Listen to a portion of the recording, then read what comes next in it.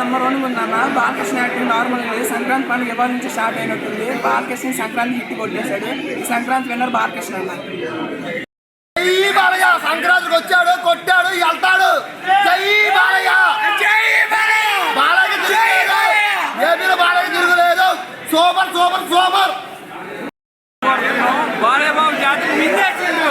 బాలయ్య బాబు పండగ వచ్చిండు, జాతర మింగేసిండు. 100% న్యాయం చేసుకున్నాం. అసలు బీజిఎం, అసలు బ్యాక్గ్రౌండ్ మ్యూజిక్ చాలు, ఇంకా అసలు ఏమొద్దు. సినిమా మట్టికి మామూలుగా లేదు. సెకండ్ హాఫ్ ఇంకా ఎక్సలెంట్గా ఉందని చెప్పేసి అన్నారు. సంక్రాంతి అంటే బాలయ్య బాబు అంతే. సంక్రాంతి అంటే బాలయ్య బాబు, బాలయ్య బాబు సంక్రాంతి అంతే. జై బాలయ్య. మూవీ ఎలా ఉంది? ఏంటి ఫస్ట్ హాఫ్ అయింది కదా, ఎలా ఉంది? పక్కోడికి ఎదురే కాదు, పండోడికి బాలయ్య బాబు. మాకు సంక్రాంతి ముందే వచ్చేసింది. జై బాలయ్య. సంక్రాంతి వచ్చింది మాకు బాలయ్య.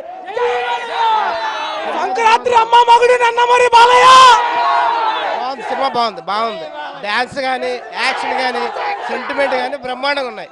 చాలా బాగుంది. Blockbuster. ఒక బాలయ్య బాబు వీరాభిమాని, బాలయ్య బాబు భక్తుడు. బాలయ్య బాబుతో సినిమా తీస్తే ఎలా ఉంటుందో అలా ఉంది. ఈ సంక్రాంతి పరంపర బాలయ్య బాబు కొనసాగిస్తున్నాడు. సినిమాని ఇలా స్టార్ట్ చేసి ఒక హిమాలయ పర్వతాల్లో సినిమాని పెట్టాడు. హిమాలయ పర్వతం అంత ఎత్తున సినిమాని పెట్టాడు. Climax first half interval break 10 నిమిషాల ముందు సినిమాని తీసుకెళ్ళి ఎక్కడో పెట్టాడు అంతే.